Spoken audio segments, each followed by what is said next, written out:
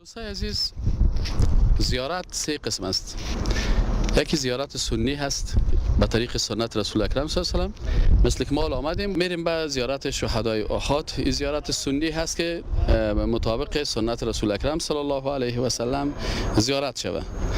و یکی زیارت بدعتی هست که بدعت ها در زیارت صورت میگیره و افراط میشه. بعضی کسا حلوا پخته میکنن، بعضی کسا مثلا در زیارت چیزایی را میپرتن و کارهای عجیب غریب میکنن. و قسم سوم زیارت شرکی هست که بعضیا در زیارت ها میرن و از اصحاب امو زیارت، کسایی که اونجا دفن هستن، بر از اونها صفات الوهیت هم میتن، مثلا از او دختر میخواین، از او بچه میخواین، از او شفا میخواین، اینی کارا را میکنن. پس مولوی صاحب، زیارت سنی کدام زیارت است؟ مثلا اگه برای ما کم تشریح بدین که مطابق سنت رسول الله صلی الله علیه و سلم. بعضی کسا میگن که بعضی از کسا هستن که زیارت بیخی ممنوع قرار میده، در حالی که ما میبینیم که زیارت شهدای احد زیارت کردنش سنت است. بله، زیارت خود در اصل خود سنت است. در اوایل اسلام پیغمبر صلی الله علیه و سلم منع کرده بود از اینکه اکثر مردم عقیده توحید مستحکم در قلبش نشده بود. پیغمبر علیه السلام منع کرده بود. بعد از او پیغمبر علیه السلام اعلان کرد که انی کنت نهیتکم عن زیارت القبور الا فزوروها. از او خاطر امر پیغمبر علیه السلام شامل شد که زیارت شود. اما زیارت برای خود مقاصد داره که در حدیث ذکر شده. مثلا در یک حدیث فانها تذکر الاخره آمده، در یک حدیث فانها تذکر الموت آمده، در یک حدیث فانها تزهد عن الدنیا آمده، یعنی یا قلب نرم میکنه. و برای زیارت مرده های مسلمان یک هدف است که برایشان دعا طلب کرده شود. مثلا دعایی که از پیامبر علیه السلام منقول است و به عایشه رضی الله عنها تعلیم داده: السلام علیکم اهل الدیار من المؤمنین والمسلمین و انا ان شاء الله بكم لاحقون نسال الله لنا ولكم العافیه. اینطور هم آمده: السلام علیکم یا اهل القبور یغفر الله لنا ولكم وانتم سلفنا ونحن بالاثر. خب بالضبط یعنی طور دعاها برای بالضبط آل ما در جبل رمات قرار داریم و میخوایم که به زیارت شهدا بریم به زیارتشان. بله، برویم. یعنی سنت است. بله، سنت است. خب با چی کنیم اونجا؟ مثلا اونجا فقط دعا میکنیم، برای ازیاد طلب میکنیم از الله. دعایی که منقول از پیامبر علیه السلام است: السلام علیکم یا اهل القبور یا السلام علیکم اهل الدیار من المؤمنین والمسلمین، مثل که در حدیث آمده. این دعا را میکنیم. خب دوستان، میرین یک جای به زیارت شهدای. از مرگ خود بترس که تنها روی بگو، با منکر و نکیر جوابت دادنیست. چون حضرت رسول خدا در جهان نمان، چون حضرت رسول خدا در جهان نمان. شما را بعضی کسا متهم میکنن، میگن مولوی متوکل مردم از رفتن به زیارتان منع میکنه. آیا شما منع میکنین؟ نه خیر، الحمدلله 4 CD فقط در مورد احکام مقبره رفتن و طریقه زیارت است. گاهی اما من نکردیم. آن چیزی را منع میکنیم که مردم از خود ایجاد کرده و امور بدعی را در مقبره ها و یا قبرهای خاص انجام میده. اون امور ما منع میکنیم. اما به طریق سنت زیارت. خب شما حالا برید به طریق سنت زیارت کنید که ما ببینیم چه قسم زیارت. جای حیات نام تو میت نهادنیست، بر پول سران دوزخ افتن گذر یقین، بر پول سران دوزخ افتن گذر یقین. اندازه گناه عذابت کشیدنیست.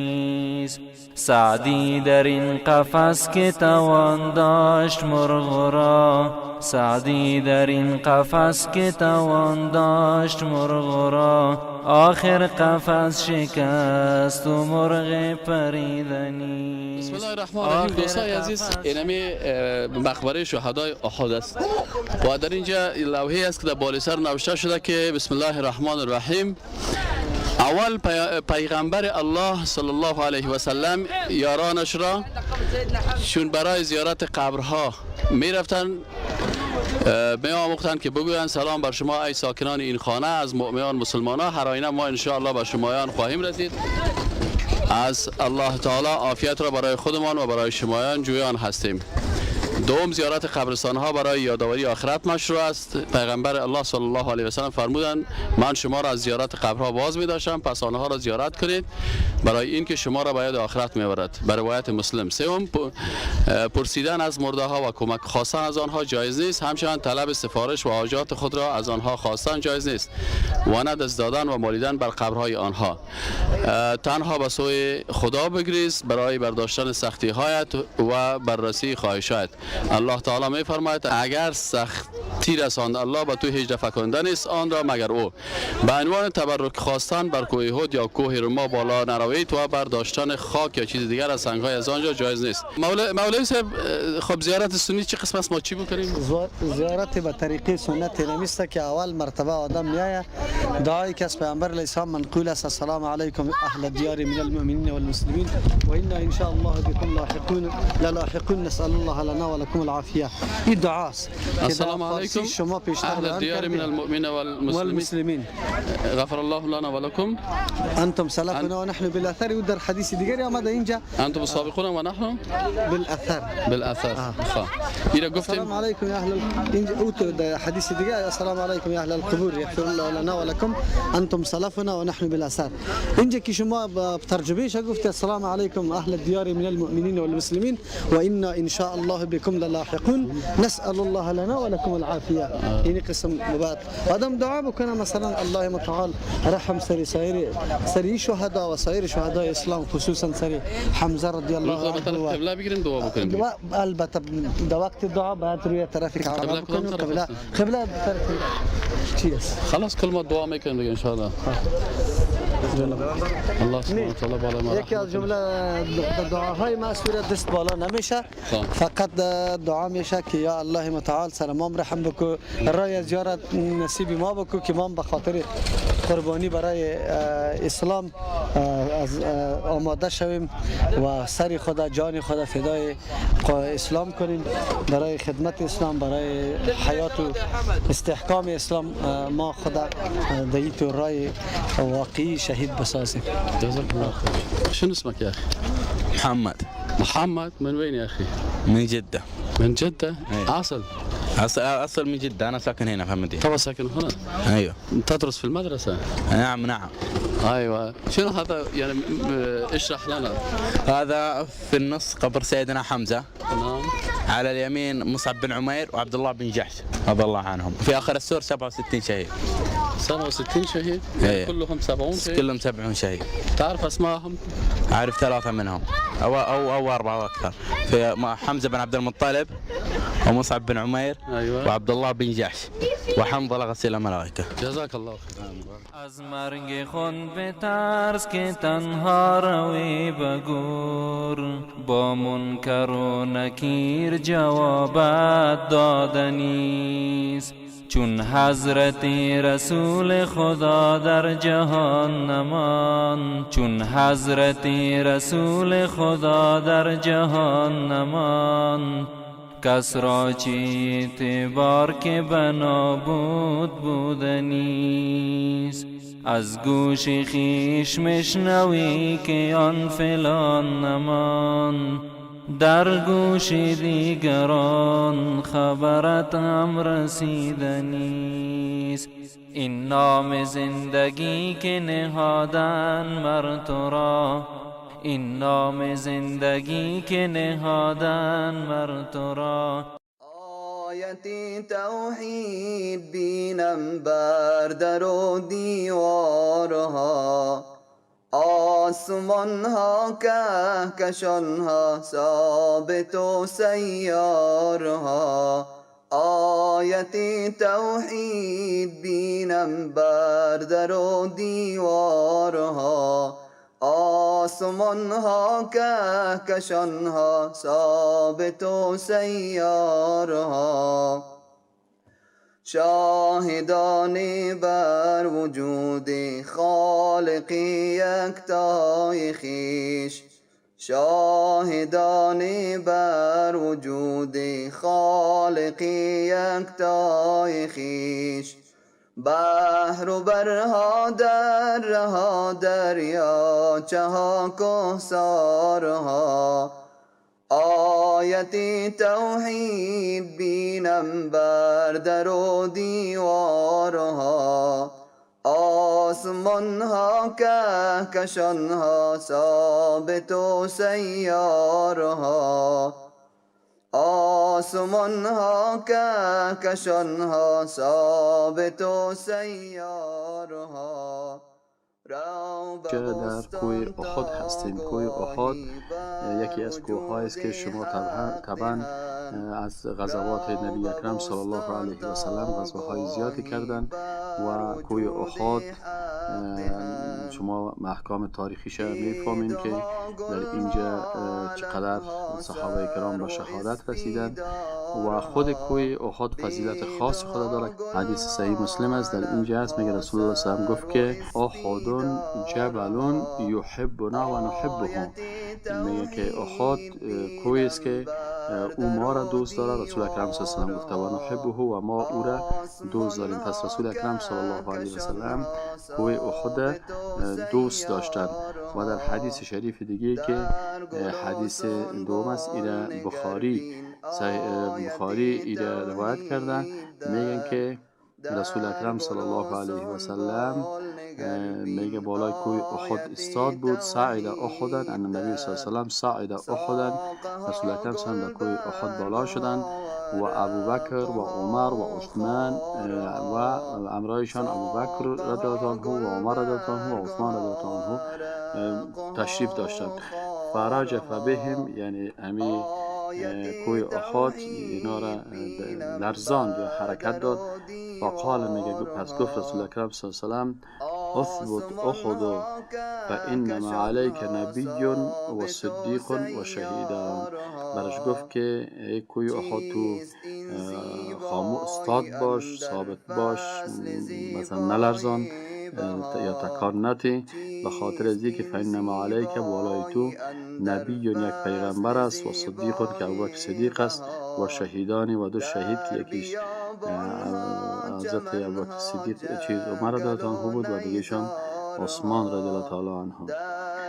پس اینی آمدن به احد و اینی پایان از کوه احد که از اون قسمت که شما میبینین این زیارت شهدای احد است که در اینجا قبر سید الشهدا حمزه رضی الله تعالی عنه است، عبدالله ابن جحش قبرش هم هست و پالوی از مصعب ابن عمیر هست رضی الله تعالی عنه است که نخستین سفیر اسلام به مدینه منوره بود و دیگر شهدای اسلام اینجا دفن هستند که تقریبا میگن که 70 تن هست اما شهدای اسلام است که 4 از اینا از جمله مهاجرین است و باقی ماندهش از انصار است. میگن که در اینجا حنظله ابن ابی عامر غسیل ملائکه هم دفن است و انس ابن نضر هم و کاکای انس ابن مالک خادم نبی صلی الله علیه و سلم اینا اینجا دفن هستند. بسم الله الرحمن الرحیم. آیه صاحبای محترم، حال فعلا ما در منطقه بنی نظیر این اینجا در جنوب شرقی مدینه در این قسمتی که سرزمین بنی نظیر بود، در این اینجا در پشت منطقه بنی نظیر اینجا قصر کعب ابن اشرف بودی. کعب ابن اشرف یکی از یهودیای خطرناک بود که رسول اکرم صلی الله علیه و سلم و صحابه کرام بسیار اذیت میکرد و بالاخره حتی وقتی که مسلمان ها پیروز می شدن ای بسیار هجوم میکرد بالای مسلمان ها، حتی ای شاعر هم بود و با ابیات و اشعار خود رسول اکرم صلی الله علیه و سلم و یارانش چی میکرد؟ اینا را بسیار بدگویی یا هجو میکرد و بر علیه از او دشمنای اسلام زیاد تشویق میکرد و حتی به اندازه رسید که خودش به مکه رفت و در خانه مطلب ابن وداعی سهمی رفت و به سرودن اشعار آغاز کرد که همه کشته شدگان مشرکین و را بسیار در بدر توصیف میکرد و مسلمان ها را بدگویی میکرد. و وقتی که در مکه بود ابو سفیان و مشرکین از این پرسان کردند که تو عالم هستی و از علمای یهود هستی و میفهمی که دین ما خوب دین است یا دین رسول اکرم صلی الله علیه و سلم، در صفحه 404 الرحیق المختوم نوشته کرده که وقتی که ابو سفیان مشرکین از این پرسان کردن که دین ما خوب است، که دین اسلام است، دین بت پرستی هست و یا ای که دین پیروان محمد صلی الله علیه و سلم، او گفت شما از اونا کده ره یافته‌تر و بهتر هستین. و این آیت شریف هم مفسرین میگن، علما میگن اینجا در رحیق مختوم نوشته شده که شان و نزول می آیت هم همی بود که میگه علم تر الی الذین، آیا ندیدی به طرف کسانی که اوتوا نصیب من الکتاب، که اینا نصیبی برشان از کتاب داده شده، یؤمنون بالجبت و الطاغوت، که اینا ایمان آوردن به چی؟ به اونمو بت‌ها و طاغوت‌ها، و یقولون للذین کفروا، و میگن برای کسانی که کافر شدن، هؤلاء اهدی من الذین آمنوا سبیلا، اینا هدایت شده هستن. یعنی بر بت پرستا و بر مشرکین میگن که یا از مسلمان ها کرده هدایتشان بیشتر است. اینو تو علمای بدبخت بود. کعب وقتی که به مدینه بازگشت، در حالی که در اشعار خود به زنان صحابه توهین نمود و با زبان درازی به آنان بیشترین آزار را نسبت به ایشان مرتکب میشد. در این وقت بود که رسول اکرم صلی الله علیه و سلم از اذیت از او بسیار به تنگ آمد که ای نه پیغمبر میمان نه صحابه میمان، حتی شروع کرد به زنان صحابه، صحابیات دشنام میداد و گپ‌های بسیار زشت میگفت. باز رسول اکرم صلی الله علیه و سلم گفت که چی کسی اینمی کعب ابن چی است؟ رسول الله هم گفت چی کسی کعب ابن اشرف به جزای اعمالش مجازات میکنه، یعنی خون از این هدر است. و از صحابه کرام کی است که این انسان کافر بیدین خطرناکه، این باید به جزای اعمالش برسانه، چرا که این الله و رسولش اذیت کرده. در جمله صحابه کرام یک صحابی مبارک محمد ابن مسلمه رضی الله عنه بود. این برخواست و گفت که من رسول الله صلی الله علیه و سلم دوست دارم که او را از بین ببرم، پس به من اجازه بدید تا هر چی که لازم است بگویم. عربا به تعبیر قریظه میگن، همون منطقه بنی قریظه است و این منطقه ساحت بنی قریظه ای طرف بود، ساحت بنی نضیر پیشتر بود. بنو قینقاع یک ذره نزدیکتر بودن از حرم شریف. و ای کعب بن الاشرف از جمله یهودای عرب بودن که با همراه رسول الله صلی الله علیه و سلم نوع دشمنی خاص را آغاز داده بود. پس از غزات بدر رفتن، امی چاست استاد، این چای بود که از این چای استفاده میکردن و کسایی که مطلع هستن میگن که سابق چا یک مصرف داشت از داخل هستن که اگر کدام نوع احتیاج میشن به تحسن، حاجت به این نشه که از حسن خارج شن، آب از داخل به حساب چی میکردن؟ میگرفتن. اگرچه که اطراف حسن بشار و ایران شده، منتها آثار باقیش نمونه خوف و ترس یهودا هستن که به چی اندازه تحسینات عالی آمادگی قتل و قتال ما گرفتن. زبیر جان یه تصویر دیوارایشون گرفته میتونی که ببینیم چی اندازه دیوارای محکم و کران دارن. گفتیم که پس از غزات بدر کعب بن اشرف یهودی رفت و مشرکین مکه تعزیت و تسلیت میداد، در حالی که بنو قریظه به همراه رسول الله صلی الله علیه و سلم در معاهد و پیمانی که در ابتدای هجرت رسول الله صلی الله علیه و سلم به همراه ازیا امضا کرد داخل بودن، مگر می گپا را مراعات نکرد و رفت و نوع تسلیت میداد. حتی بعض مفسرین یادآوری میکنن که قول الله جل جلاله ألم تر الذين أوتوا نصيبا من الكتاب يؤمنون بالجبت والطاغوت ويقولون للذين كفروا هؤلاء يهدى من الذين آمنوا سبيلا، دمی شأن کعب بن الاشرف نازل شده، چرا که اهل مکه پرسیدن که آیا ما اولاتر هستیم به حق یا محمد صلی الله علیه وسلم؟ او گفت که بلکه شما اولاتر هستین به حق، شهادت کفر باطل داد برای. خوب، پس از او که مدینه منوره آمد اینجا مناصرت مشرکین کرد و همچنان از شاعریت خود استفاده میکرد، اشعار بسیار بغیض و اشعار بسیار گستاخ اشعار بسیار گستاخ نه تنها در مورد خود رسول الله صلی الله علیه و دعوت اسلام، بلکه بر علیه امهات المؤمنین عمه رسول الله صلی الله علیه و ناموس های مسلمان ها به حساب بسیار شعرهای بغیض و بد میگفت. چطور کشته شد که از امو بعد استاد محترمی بود که جناب رسول اعظم صلی الله علیه و به اصحاب خود مژده داد که ملی به کعب بن الاشرف فانه قد آذى الله و رسوله. کدام آدمی باشه که بر ما یعنی راست کعب بن الاشرف، قلعه کعب بن الاشرف را بیاره، به سبب که بسیار اذیتش به خدا و رسول آشکار شده و خطرناک است. از مرگ خون بترس که تنها روی بگور، با منکر و نکیر جوابت دادنیست. بازمی بود که محمد ابن مسلمه رضی الله عنه پیش کعب، پیش زمین کافر بیدینی یهودی آمد و برای کعب ابن اشرف گفت که او کعب، پیغمبر خدا که از ما صدقه میگیره و ما خسته شدیم و درمانده شدیم. کعب برش گفت که ولی شما را هم ملول و افسرده خواهد ساخت. چطور است؟ محمد ابن مسلمه برش گفت به هر صورت ما این مرد پیروی میکنیم و دوست نداریم که او را رها بکنیم تا اینکه ببینیم کارش به کجا میرسه. و از پیش از این تقاضا کرد از کعب ابن اشرف که ما هم یک چی کار داریم، تقریبا یک مقدار غذا برای ما بتیم. کعب ابن اشرف برای محمد ابن مسلمه گفت که من براتون غذا میتم، لکن برای من یک چیز را گرو بگذارین.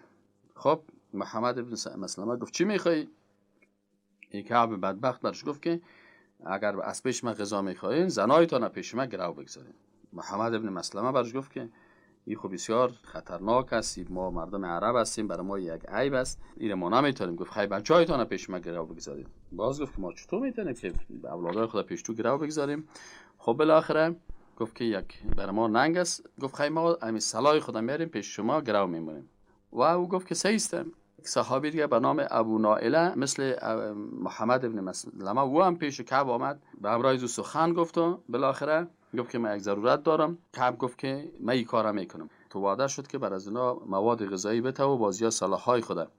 ابو نائله و محمد ابن مسلمه دمی هدفشان کامیاب شدن، چرا که با آوردن صلاح او همون نفرای کعب بودن یا مخالفت نکردن و چون گفتن که کتازی قرارداد کرده پیشش میان.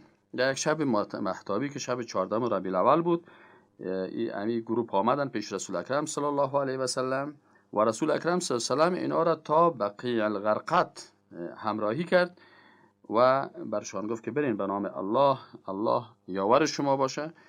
و پس خود رسول الله هم برگشت بعدای نماز و مناجات با الله میکرد. این گروه به همون قصر کعب ابن اشرف که ما در اینجا قرار داریم ما را میبینین، در اینجا آمدن و ابو نائله او را صدا کرد و برشان گفت که چی هسته؟ ما میخوایم که ما آمدیم پیشتان و بالاخره اینا آمدن و کعب دیگه همون وقت خانم نو گرفته بود و بالاخره خوب خود خوشبویی و احترام کرده بود. بالاخره این صحابی مبارک آمدن و پیش از این داخل شدن و برازی گفتن که والله چه خوب سر تو بوی خوش میته و اینا گفتن ایام خوشحال شد و گفتن جسم تو خوش بوی میته، اجازه میدی که ما ایرا بویم؟ گفت ها چرا نه، بوی کنین سر من. سر از بوی کردن. باز مرتبه دوم باز گفتن چه خوب یک خوشبویی است، اجازه میدی؟ مرتبه دوم صحابه مبارکی که سر خود پایین کرد که بوی کنن، یا دستا خود بین مویایش داخل کردند و شمشیرها را کشیدن و اینمی دشمن الله و رسولش مردار کردن و بالاخره از بین رفت توسط صحابه کرام. اینا پس آمدن پیش رسول اکرم صلی الله علیه و سلم. دوستای عزیز، اینمی جایی که شما ما فعلا قرار داریم و این خانه خرابی را که شما میبینید که اینه به شکل تاریخی مسلمان ها نگاه کردن. ان شاء الله تعالی اینمی قسم دشمنای الله ذلیل خواهد شدن وقتی که همت مسلمان های با ایمان وجود داشته باشند مثل صحابه کرام. هیچ کسی باقی نخواهد ماند که یک لفظ هم در مقابل الله و رسولش بگوید. الله تعالی ما شما را توفیق نصیب بکنه که در راه صحابه مبارک بریم و اینمت قهرمانی ها داشته باشیم و اینمت دشمنای اسلام نابود شوند و بیرق اسلام برهمیشه بلند باشه. و السلام علیکم و رحمت الله و برکاته.